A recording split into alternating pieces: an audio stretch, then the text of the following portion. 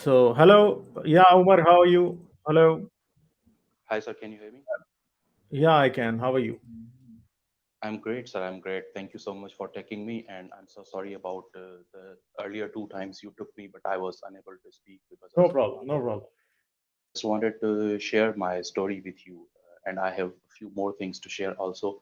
I'm sorry for Uh-huh. taking such a long time from you, but I have so many things to share. And you Okay. are the only person I can share these things with. So first of all Okay. is the story of mine. First of all is the story of mine. I actually, in my childhood, I went to a madrasa and I was studying there. I was becoming a hafiz, memorizing Quran, and I was doing that. I think I was back then probably 8 years or 9 years old, and there was a Molana who used to teach us, and he repped me multiple times.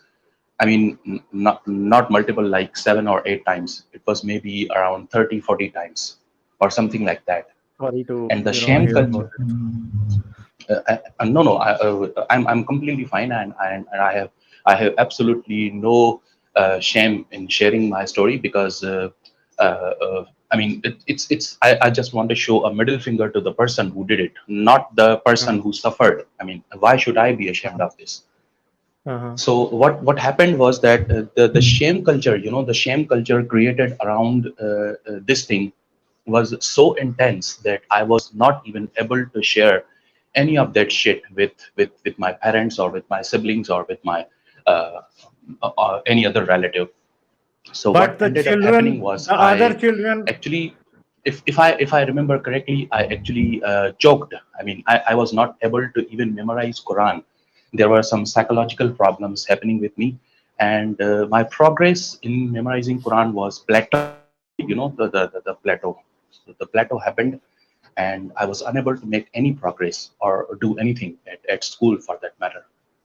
So uh, I was actively always looking for a way to get out of that system, but I was unable to find one. And one day, what happened that actually the Molana who used to do this, he also used to abuse my father. I mean, not abuse him, but abuse me by referring to my father. You know what I'm talking about, because so he when used we to abuse curse. them. He used to curse your father. Yeah, when we refer to the other person's mother or sister while abusing the person in front of us, Uh-huh. Uh-huh. he did the same thing about my father. You understand what Uh-huh. I mean? Yeah, yeah, I So know. for I know. example, okay, let me tell you, he called me the son of a dog. Yeah, I All know. right. I know. Understand. I understand. Yeah. So that's what he did. So that actually became my ticket to the outside world.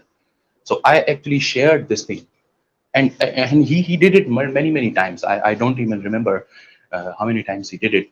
But one day I, through a stroke of luck, I just happened to share this thing with my father.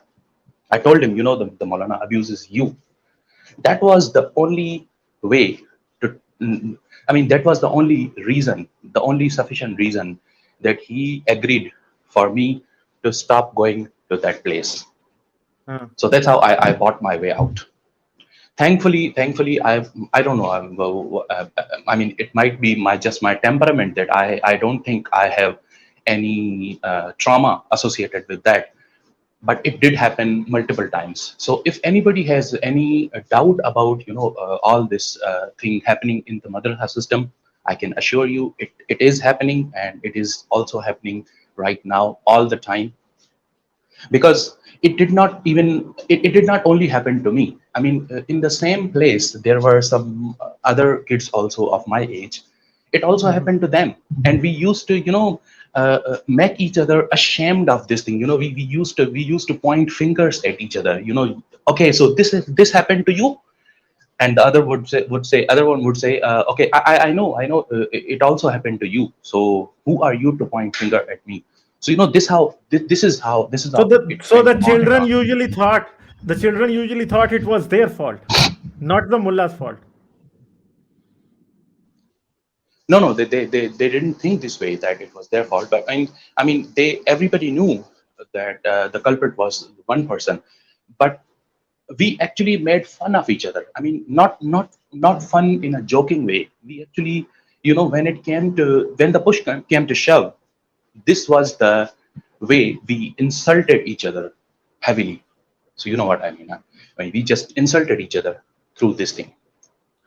So this is one story I just wanted to share with you, and there are some other more things if you allow me, please, because Yeah, sure, I sure, I don't sure. get. Yeah. Okay, thank you so Mhm. much. Okay, I have a very simple question. So the question is, what do you think? I mean, I'm not asking you, sir, but I'm just putting this question to the listeners. What do you think is the punishment for a Muslim who kills a dhimmi in an Islamic state?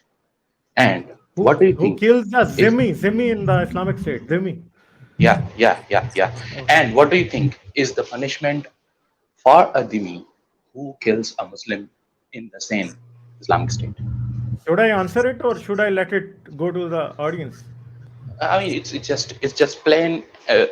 It's very clear, isn't it? I mean, there is in one case there is almost no punishment, or maybe the person Yeah. will be taken care of in the afterlife, or and this and that. I mean, he will be grilled. He will be questioned very hard by the Almighty. The Almighty will ask him, "Why did you kill this person?" and all that fuckery. But there is no punishment, to my knowledge, in this world for the Muslim who kills a dhimmi. A Zimmi, yeah. Yeah, But for the Zimmi, there should be no blood money. He should be killed for sure. yeah. So this is the best possible system you could imagine. I mean, you couldn't have come up with a better system of justice for humanity.